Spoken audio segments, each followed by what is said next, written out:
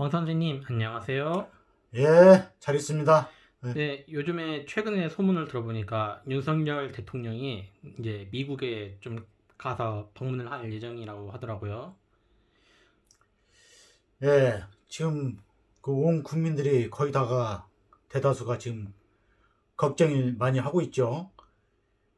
아, 이게 되게 그 대통령이 외국 순방에 가서 이 외교를 하고 오면은 지지율이 많이 올라가는데 갔다 오면 다 떨어져요. 응? 그러게 갔다 올 말이에요. 때마다. 응? 그러니 이게 참 걱정 안 될 수가 없죠. 지지율 떨어지는 것이 문제가 아니라 대한민국의 생사가 참 불투명하게 걱정스럽다 이겁니다. 그래서 이런 마음을 가지고 우리가 어떻게 나가야 되느냐. 그래서 제목을 지금은 거룩한 분노가 필요할 때라고 이렇게 그런 제목으로 한번 강의를 한번 해보겠습니다. 우리가 동양의 이제 철학에 보면 뭐 저기 논어, 맹자, 중용 이런 사서삼경도 있지만은 이제 서양에는 뭐 주로 이제 성경을 위주로 해서 이제 기독교 사상이 많이 이제 팽배해 있죠. 그렇죠. 근데 우리나라는 그게 약간 짬뽕이 돼 있죠. 이게 동양 사상과 이게 네, 기독교 지금 정치 이런 것은 다 기독교가 장악하고 있으니까 대통령만 보더라도 저희 박정희하고 전두환 이런 거 사람 빼놓고는 전부 다 저 기독교 신자 아닙니까? 뭐 기독교라면 천주교와 개신교를 얘기하는데 지금 앞으로 대권이 유력하다고는 이재명도 저 개신교 저기 신자인 것 같아요.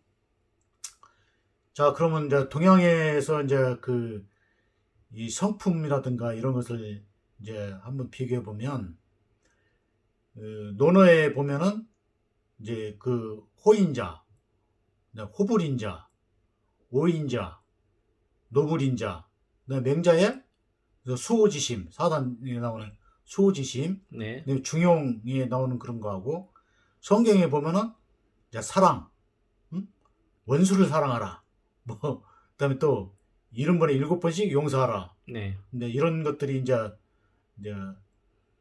좋은 개념으로 우리가 배워야 할 그 자기 인성을 개발하기 위한 이런 개념으로 많이들 생각하고 있잖아요. 그렇죠. 그러면 한번 생각해 보자 이거예요. 곰곰 한 번씩 우리가 다 잘 아는 것이지만 한번 곰곰이 뜯어보자 이거예요. 예. 자, 호인자라는 것은 어진 사람을 좋아한다는 얘기죠. 하울런지, 그건 다들 그 많은 사람들이 다 그거 거기에 다 해당될 거예요. 어질고 좋은 사람 싫은 사람 누구 있어요? 그렇죠. 없죠. 이게. 그 하나만 한 얘기고. 그다음에 이제 호불인자 있어요. 어지지 못한 사람을 좋아한다. 자, 이게 뭐냐면 성경을 보면은 그 그거 같은 거예요. 원수를 사랑하라고. 아, 그런 그렇군요. 개념하고 비슷한 거죠. 이게 약간 뭐 정확하다고 볼 수는 없지만 뭐 비슷한 개념 아닙니까? 응? 이 포용력. 응? 어질지 못한 사람도 같이 살고 가야 한다. 응? 좋은 뜻도 있고 있어요. 그게 아주 나쁜 얘기는 아니에요. 호불인자. 어지지 못한 사람을 나는 당신들을 싫어하지만 나는 그래도 받아들이겠다. 이렇게 생각하면 되겠습니다. 자, 그 다음에 오불인자. 오불인자는 저 어질지 못한 사람을 나쁜 사람을 마음속으로 증오한다 이거예요. 이게 뭐냐면 울타리를 딱 치고 저기 저기 그 사람하고 상종을 않겠다. 응? 저기 이런 얘기가 있죠. 까마귀 노는 곳에 백로에 가지 마라. 네, 바로 그런 그거 같은 얘기입니다 이게. 응? 근데 이것은 적극적인 행동은 없죠. 너무나 수동적이고 울타리를 치고 저 사람 조심해야겠다. 이제 이런 뜻으로 이제 미워하고 마음속으로 미워하고 저 사람하고 손절한다. 그런 의미로 이제 보겠습니다. 그 다음에 노불인자. 그런 나쁜 사람에 대해서 이제 분노를 이제 하는 거죠. 행동을 나타내는 겁니다. 행동이 들어간다는 얘기죠. 행동을 해야만 뭐 노블인자로 인정할 수가 있어요. 응? 그뭐 성경에서는 또 뭐 어떤 게 있냐? 예수님이 예루살렘에 올라가실 때 성전에서 비둘기 팔고 장사를 하니까 혁대를 끌어서 뭐 두들겨 패고 쫓아내고 그런 게 했죠. 네. 그런 게 노블인자 행동입니다, 이게. 분노를 했다 이거죠. 그냥 거룩한 분노다. 이렇게 볼 수 있습니다. 그 거룩한 분노를 실제 이행한 사람들이 많아요. 자, 누가 있을까요? 안중근 장군님. 또는 뭐, 윤봉길 의사. 응? 참, 윤봉길 의사, 이제, 이 얘기도 그 백범일지에서 제가 봤는데, 참, 그 장면, 마지막 김구 선생님과 헤어지는 장면에서 자기가 선생님이 자기한테 선물했던 시계를 반납하면서 시계를 도로 가져가십시오. 나는 곧 죽을 사람이니까 나는 좋은 시계 필요 없습니다. 그 차분한 그 마음을 마치 농부가 아침밥을 먹고 일터로 나가는 그런 사람과 같다고 이렇게 백범일지에 써 있더라고요. 그렇게 차분하고 침착하더라 이거예요. 그래서 백범 김구 참모가 저렇게 훌륭한 사람을 사지로 보내서 희생시켜야 되겠습니까? 그랬더니 저 사람 아니고는 할 사람이 없다 이거예요. 그만큼 차분하고 침착하고 용기가 있는 사람이다. 근데 윤봉길 선생님은 그런 무인이 아니에요. 이게 계몽지 이런 거 찹지도 발간하고 그런 문인이에요, 문인. 아, 그랬었군요. 예. 근데 문인이 그런 위험한 곳에 들어가서 폭탄을 던졌으니까 그분이 힘이 있다고 보이세요? 그렇지 않습니다, 이게. 이게 문인들이 나서지 말할 곳에 나섰는데 나설 수밖에 없는 상황이었다 이거예요. 그게 상황이. 무인들이 행동을 안 하는데 어떻게 해요, 그러면? 힘없는 나라도 해야 된다 이런 겁니다, 이게. 자, 그다음에 이제 그 논개가 있습니다. 논개. 논개는 자기 남편 최경혜 또는 많은 소설 쓰이나 문학 속에서 애인이라고 일컬어지는 황진 장군, 이런 사람들이 다 일본군에 의해서 죽임을 당했을 때 그 원수를 갚기 위해서 여자의 정조를 다 이렇게, 정조가 중요한 게 아니다, 더 중요한 것이 있다 이거죠. 그래서 아마 최고의 적장을 끌어안고 그 난강에 투신했을 거예요. 자, 변용로 시인은 논개라는 시에서 어떻게 표현을 했냐면은 거룩한 분노는 종교보다도 깊고, 그렇게 있습니다. 거룩한 분노라 이거지. 거룩한 분노는, 이런 분노는 그 성경에 나와 있는 그 사랑, 성경에서 고린도전서 13장에 말하는 그런 사랑보다 더 상위에 있는 가치라고 지금 얘기하고 있는 거예요. 불붙는 정열은 사랑보다도 강하다. 나는 이 문구가 참 마음에 들었어요. 참 많은 것을 시사하고 있는 바가 크다.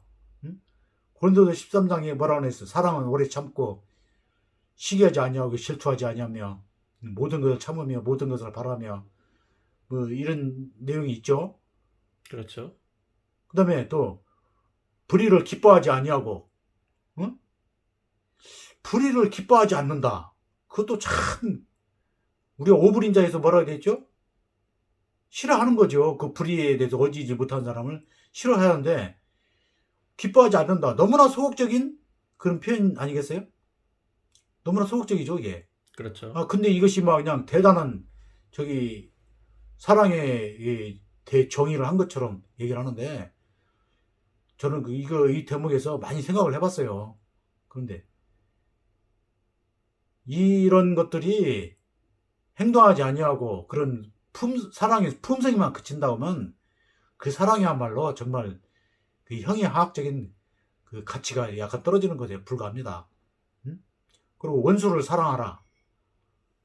원수가 용서하고 회개를 하면은 사랑해 줄 수도 있지만, 원수가 회개하지도 않고 전두환 같이 그냥 죽을 때까지도 돈 땡전 앞은 안 내고 그냥 박박 버티고, 그 손자가 지금 회개를 하고 했는데, 그 손자가 왜 회개를 하는 거예요? 나 그것도 이해가 안 가요. 연좌제에 의하면은 그 손자는 아무 죄가 없습니다. 그 손자가 이제 그 아버지를 찬양하고 미화시키면은 그야말로 문제가 되죠. 정말 그렇죠. 웃기는 거고 정말. 그렇기 때문에 연좌제를 그 옛날에 했는지는 몰라도 지금은 법상으로나 그 없어졌잖아요. 없어졌으면은 그 손자가 그렇게 괴로워하고 할 일이 아니다 이겁니다. 자기는 자기 자대로 자기 뜻대로 행하면 되는 거예요. 이 세상에서. 이제 그 얘기를 하고 싶고. 그다음에 70번에 7번씩 용서를 해주라. 뭐 끝도 없이 용서해주라. 참 이것도 마음에 안 드는 대목입니다.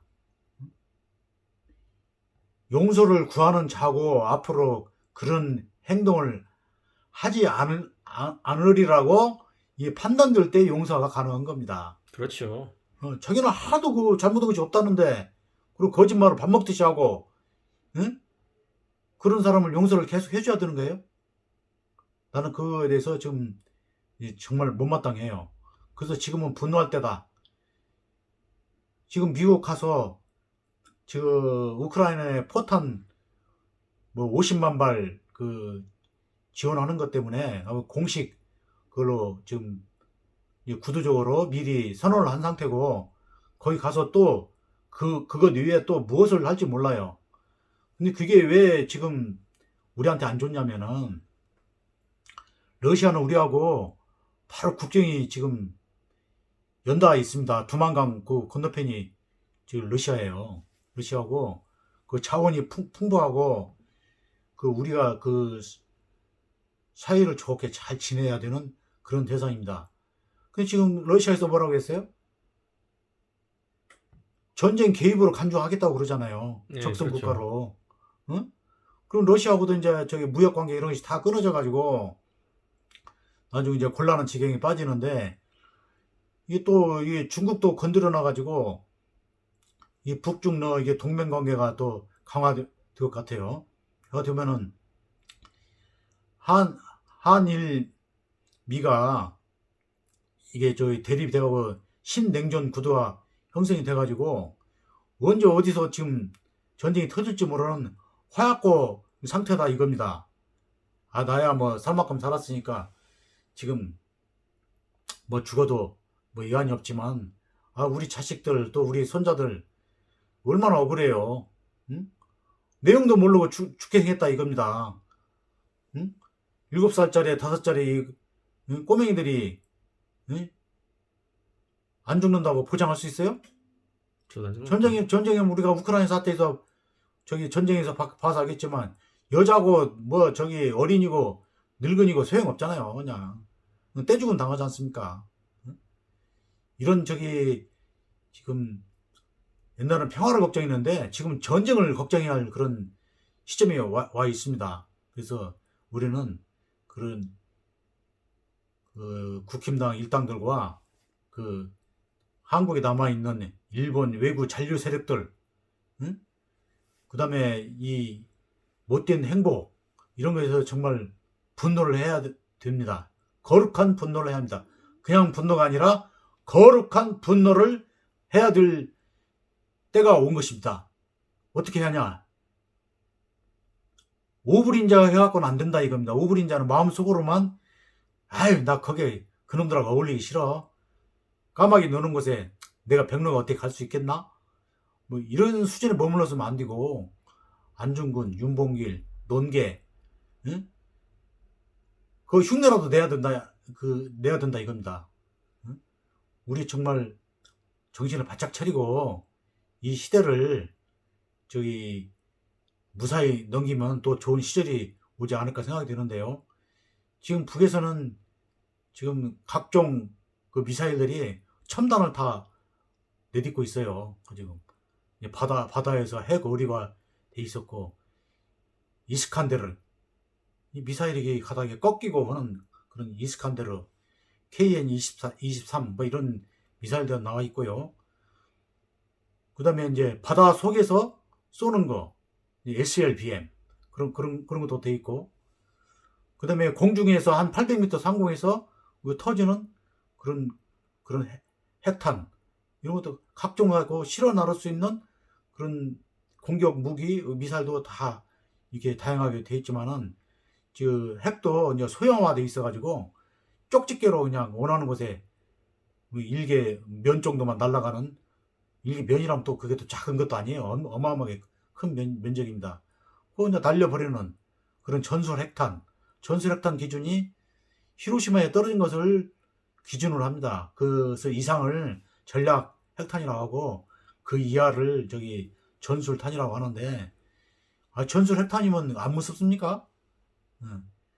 이런 것을 평화로서 다 우리가 남북 간에 약속된 대로 행하면 될 것을 그냥 굳이 그 내놓는 발상들을 보면은 그런 것은 없어요. 그런 것은 없고, 매일 뭐 군사적이 어떻게 대응을 한다, 선제 타격을 해야 한다, 뭐 미사일을 더 뭐 개발을 해야 한다, 그 쓸데없는 소리만 하고 있어요, 이게. 응?